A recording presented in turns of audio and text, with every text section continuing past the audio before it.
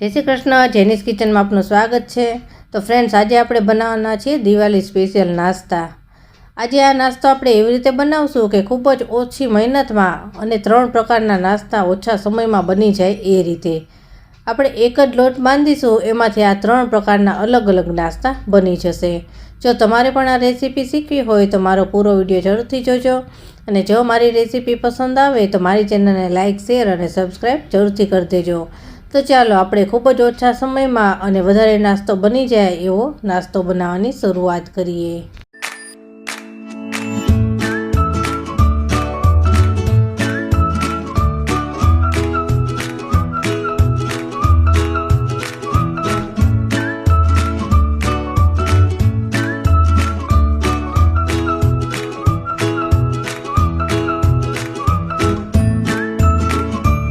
દિવાળીનો નાસ્તો બનાવવા માટે મેં આ 500 ગ્રામ મેંદાનો લોટ લીધો છે, અને આ મેંદાના લોટને મેં સારી રીતે ચાળી લીધો છે।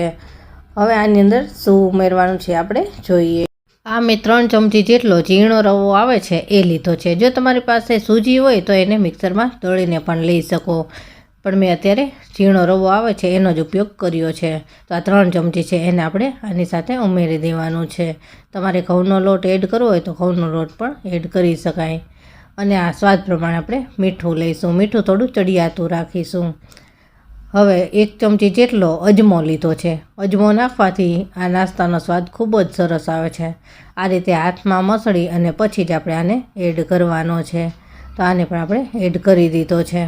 હવે આ બધી જ વસ્તુને આપણે ચમચીથી મિક્સ કરી લેવાની છે, એટલે મીઠું, અજમો, રવો બધું જ મેંદાની સાથે સરસ રીતે મિક્સ થઈ જાય। તો આ બધું જ સરસ રીતે મિક્સ થઈ ગયું છે। હવે આપણે આમાં મોણ નાખવાનું છે। તો આપણે 3 થી 4 ચમચી જેટલું તેલ થાય એટલું તેલનું મોણ એડ કરીશું। તમારે જો ઘીનું મોણ નાખવું હોય તો ઘીનું મોણ પણ નાખી શકાય, પણ મેં અત્યારે તેલનો ઉપયોગ કર્યો છે। તો આપણે 3 થી 4 ચમચી જેટલું તેલ એડ કર્યું છે, અને હવે આને આપણે સારી રીતે મિક્સ કરવાનું છે।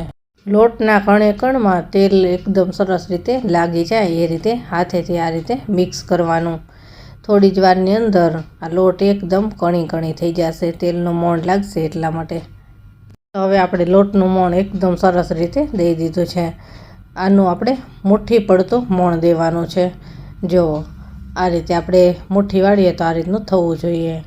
હવે આપણે આમાં થોડું પાણી એડ કરતા જઈશું અને લોટ બાંધવાનો છે। આ મેં નોર્મલ પાણી લીધું છે, ગરમ પાણી નથી। થોડું જ પાણી એડ કરવાનું છે, એકસાથે નહીં એડ કરીએ। આનો આપણે કઠણ પણ નહીં અને ઢીલો પણ નહીં, એ રીતનો મીડિયમ થાય એ રીતનો લોટ બાંધવાનો છે। તો આને થોડું પાણી એડ કરીને જ લોટ બાંધીશું। જો એકસાથે વધારે નાખશો તો ઢીલો લોટ પણ થઈ જાય। તો આ રીતે થોડું એડ કરી અને સારી રીતે મસળી લઈશું। તો થોડી જ વારમાં આપણે લોટ બાંધી લીધો છે, અને આપણે ટોટલ 1 ગ્લાસ પાણીનો ઉપયોગ આમાં કર્યો છે। તો આ રીતનો જો કઠણ પણ નહીં અને ઢીલો પણ નહીં, એ રીતનો આપણે લોટ તૈયાર કરેલો છે। હવે આ લોટ ઉપર આપણે થોડું તેલ લગાવી દઈશું, એટલે લોટ સરસ કૂણો રહેશે। તો થોડું અડધી ચમચી જેટલું મેં તેલ લીધું છે, અને હજી આને આપણે થોડો મસળી લઈશું, એટલે તેલ મિક્સ થશે એટલે લોટ બહારથી સુકાઈ ના જાય અને સારો રહેશે। તો આને પણ આપણે સરસ રીતે મિક્સ કરી લઈશું। લોટ હવે સરસ થઈ ગયો છે, અને હવે આ લોટને આપણે રેસ્ટ આપવાનો છે। 10 થી 15 મિનિટનો રેસ્ટ આપશો એટલે આ લોટ એકદમ સરસ થઈ જશે। તો આને આપણે એક કપડું ઢાંકી અને રેસ્ટ આપીશું। 15 મિનિટ પછી જ આનો ઉપયોગ કરીશું। તો હવે 15 મિનિટ જેવો સમય થઈ ગયો છે, અને લોટ જોઈ લઈએ। જો એકદમ સરસ થઈ ગયો છે। લોટને રેસ્ટ આપશો એટલે સરસ રીતે સેટ થઈ જશે। હજી આને થોડો મસળી લઈશું, એટલે સરસ રીતે મિક્સ થઈ જાય। તો હવે આપણો આ લોટ નાસ્તો બનાવવા માટે તૈયાર છે, એકદમ સરસ થઈ ગયો છે।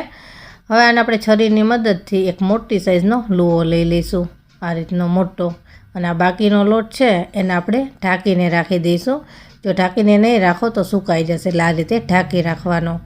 અને હવે આનો આપણે મોટી સાઈઝની રોટલી વણવાની છે। આમાં આપણે કોરા લોટનો ઉપયોગ નથી કરવાનો, એટલે આપણે થોડું તેલ લગાવી દઈશું, એટલે નીચેથી ચોટે નહીં, અને નાસ્તો જ્યારે આપણે કટિંગ કરીએ તો ઉખાડવામાં આસાની રહે એટલા માટે। તો તેલ લગાવી દીધું છે, અને હવે આને આપણે વણી લઈશું। મોટી સાઈઝની રોટલી થાય અને થોડી જાડી થાય એ રીતની કરવાની છે, પતલી નથી કરવાની, જાડી કરવાની છે। તો જાડી મોટી રોટલી વણી લઈએ। તો આપણે મોટી અને જાડી રોટલી વણી લીધી છે, જો આટલી જાડાઈ રાખેલી છે. હવે આને આપણે શેપ આપવાનો છે. તો અમે જે કોલ્ડ્રિંક્સની બોટલનું ઢાંકણ આવે છે એ લીધેલું છે, એનો ઉપયોગ આપણે કરવાનો છે. આ રીતે આપણે બોર્ડરની સાઈડથી કટિંગ કરતું જવાનું છે. આ રીતે એની લાઇનમાં જ આપણે લેતું જવાનું, એટલે કાજુનો શેપ આવશે. આ રીતે જુઓ, આપણે આ કાજુ નમકીન બનાવી રહ્યા છીએ. જો એકદમ સરસ શેપ આવે. તમારી પાસે કોઈ પણ મોલ્ડ ન હોય ને તો પણ આ રીતે એકદમ પરફેક્ટ બની જશે. તો આ રીતે આપણે કટિંગ કરતું જવાનું અને એક સાઈડ રાખતા જવાનું. ખૂબ જ ઝડપથી અને આસાનીથી આ નાસ્તો બની જાય છે. જો એકદમ ઝડપથી આ કટિંગ થઈ જાય અને એકદમ ફટાફટ ઘણો બધો નાસ્તો બની જાય. જો આ રીતે આપણે બનાવશું અને પ્લેટમાં લેતા જઈશું. તો આ જ રીતે આપણે બધા બનાવી લઈએ. તો થોડી જ વારમાં જો આપણે ઘણો બધા કાજુનો શેપ આપી અને નાસ્તો બનાવી લીધો છે. તો આને આપણે હવે એક સાઈડ રાખી દઈશું અને બીજી એક મોટી રોટલી આપણે વણી લીધી છે. જો પણ આની આપણે જાડાઈ થોડીક ઓછી રાખી છે. જે પહેલો નાસ્તો બનાવ્યો એની વધારે હતી, આની થોડી ઓછી છે. હવે આને આપણે કટિંગ કરવાનું છે. આપણે આને ટ્રાયેંગલ શેપ આપવો છે. તો પહેલાં આ રીતે આપણે ઊભા લીટા કરી લઈશું અને પછી આડા લીટા કરી અને પાછા એના બે પાર્ટ કરી નાખવાના, એટલે ટ્રાયેંગલ શેપ આવી જશે. તમને જે શેપ ગમતો એ કરી શકાય. જો ગોળ પૂરી જેવા નાના નાના કરવા હોય તેવા પણ કરાય. અને આપણે કાંટા ચમચીથી આ રીતે હોલ કરી દઈશું, એટલે શેપ પણ સારો લાગશે અને ફૂલી પણ નહીં જાય, સરસ રહેશે. તો આ રીતે આપણે બધામાં હોલ કરી નાખીએ. તો આ બીજી ટાઈપનો નાસ્તો પણ આપણો આ તૈયાર છે. હવે આપણે તળવા માટે તેલ ગરમ મૂકી દીધું છે. ત્રીજી ટાઈપનો નાસ્તો પણ આપણે બનાવી લીધો છે અને એ આપણે ખાલી સિમ્પલ પૂરી જ બનાવી છે અને એમાં હોલ કરી નાખ્યા છે, એટલે આપણે તે બતાવ્યું નથી, કારણ કે તે બધાને આવડતી જોઈએ એટલા માટે. તો આ રીતે આપણે છૂટા છૂટા કાજુના શેપના જે પેલા બિસ્કિટ બનાવ્યા છે એને ફ્રાય કરીશું. આ રીતે છૂટા છૂટા એક છૂટા છૂટા જ નાખવાના. જો એકસાથે તમે બધું નાખી દેશો ને તો ચોંટી જશે, એટલે આ એક નાખતું જવાનું. અને ગેસનો તાપ આપણે એકદમ ધીમો રાખવાનો છે. સાવ ધીમા તાપે જ આને ફ્રાય કરવાનું છે, એટલે આનો કલર પણ સરસ આવશે અને ક્રિસ્પી પણ સરસ થશે અને અંદર સુધી ફ્રાય થઈ જશે. તો હવે આને આપણે એકદમ હળવા હાથે હલાવીશું. જો એકદમ છૂટા છૂટા જ રહ્યા છે, ચોંટી નથી ગયા. જો એકસાથે તમે હાથમાં લઈ અને એકસાથે નાખશો ને તો ચોંટી જશે, પણ એક હાથમાં લઈ અને એક એડ કરશો ને એટલે આ રીતે છૂટા છૂટા જ રહેશે.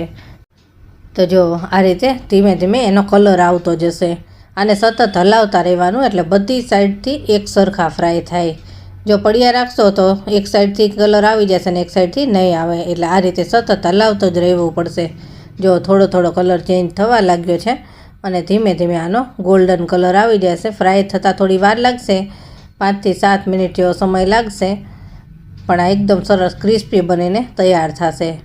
એટલે ધીમા તાપે જ આને ફ્રાય કરીશું અને હજી ગોલ્ડન કલર આવી જાય બધાનો ત્યાં સુધી આને હલાવતા રહીશું.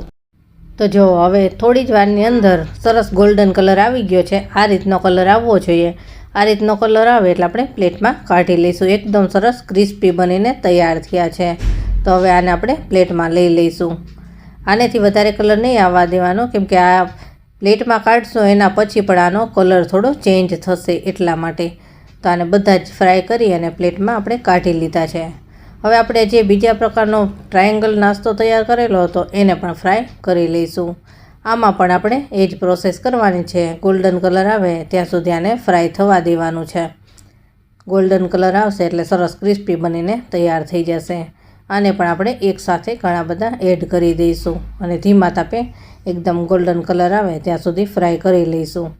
તો જે એકસાથે જ મેં ઘણા બધા એડ કરી દીધા છે અને સતત હલાવતું રહેવાનું, એટલે બધી સાઈડથી એક સરખો કલર આવશે. જો આ રીતનો. તો આ પણ ફ્રાય થઈ ગયા છે. આને પણ આપણે પ્લેટમાં લઈ લઈશું. તો આ 2 પ્રકારના નાસ્તા તૈયાર થઈ ગયા છે. હવે આપણે નાસ્તાને વધારે ટેસ્ટી બનાવે એવો મસાલો તૈયાર કરીશું. તો અડધી ચમચી ચાટ મસાલો લીધો છે, અડધી ચમચી મરીનો પાવડર, અડધી ચમચી લાલ મરચું લીધું છે. થોડું મીઠું એડ કરીશું. મીઠું થોડું ઓછું એડ કરીશું, કેમકે ચાટ મસાલામાં પણ મીઠું આવે અને આપણે જે નાસ્તો બનાવ્યો એમાં પણ મીઠું એડ કરેલું છે. તો આ બધી જ વસ્તુને આપણે એકદમ સરસ રીતે મિક્સ કરી લઈશું. તો એકદમ સરસ ટેસ્ટી મસાલો બનીને તૈયાર થાય છે. આ મસાલો છાંટશો એટલે નાસ્તાનો સ્વાદ એકદમ વધી જશે. અને જો નાના બાળકો માટે બનાવતા હોય તો તીખું ન ફાવતું હોય તો તીખું સ્કીપ પણ કરી શકો. તો આ બધો જ નાસ્તો આપણો તૈયાર છે. જો આ કાજુ નમકીન છે, પછી આ ટ્રાયંગલ છે, અને પૂરી તો આપણે નથી એનો વિડીયો બતાવ્યો કેમ કે એ બધાને ફાવતી જોઈએ એટલા માટે. જે લોટ હતો એમાંથી જ આપણે પૂરીનો શેપ આપી અને પૂરી ફ્રાય કરી લીધી છે એટલા માટે. અને પૂરીનો વિડીયો આપણે પહેલાં પણ સ્પેશિયલ મૂકેલો છે એટલા માટે. આ તો એક જ લોટમાંથી તમે 3 પ્રકારના નાસ્તા બનાવી શકો એટલા માટે આપણે બતાવ્યું છે. તો આ ત્રણેય નાસ્તા તૈયાર છે. અને હવે આપણે જે કાજુ નમકીન બનાવી છે એમાં મસાલો એડ કરી દઈશું. મસાલો વધુ ઓછો તમને ફાવતો હોય ને એ પ્રમાણે એડ કરી શકો. જો નાના બાળકોને મસાલા વગર ફાવતું હોય તો મસાલા વગર પણ આ નાસ્તો એકદમ સરસ લાગશે. પણ જો મોટા માટે બનાવતો હોય તો આ તીખો મસાલો જરૂરથી નાખજો. તો ખૂબ જ ઓછા સમયમાં, ઓછા ખર્ચમાં અને એક જ લોટમાંથી 3 પ્રકારના નાસ્તા તૈયાર થઈ જાય છે. દિવાળીમાં જો તમારી પાસે સમય ન હોય અને નાસ્તો બનાવવો હોય તો બસ આ એક જ પ્રકારનો લોટ બાંધી લ્યો અને અલગ અલગ આ રીતના 3 નાસ્તા બની જાય છે. તો કેવી લાગી તમને મારી આ રેસીપી મને કમેન્ટમાં જરૂર જણાવજો. અને જો મારી રેસીપી પસંદ આવી હોય ને તો મારી ચેનલને લાઇક, શેર અને સબસ્ક્રાઈબ જરૂરથી કરી દેજો. અને મારી ચેનલ ઉપર આ રીતે ઘણા બધા નાસ્તા અને મીઠાઈના વિડીયો પણ તમને જોવા મળશે. તો એ રેસીપી પણ જરૂરથી જોજો. અને જો રેસીપી પસંદ આવે તો વિડીયોને લાઇક જરૂરથી કરી દેજો. તો ચાલો ફરી મળીશું આવી જ નવી રેસીપી સાથે. ત્યાં સુધી બધાને જય શ્રી કૃષ્ણ.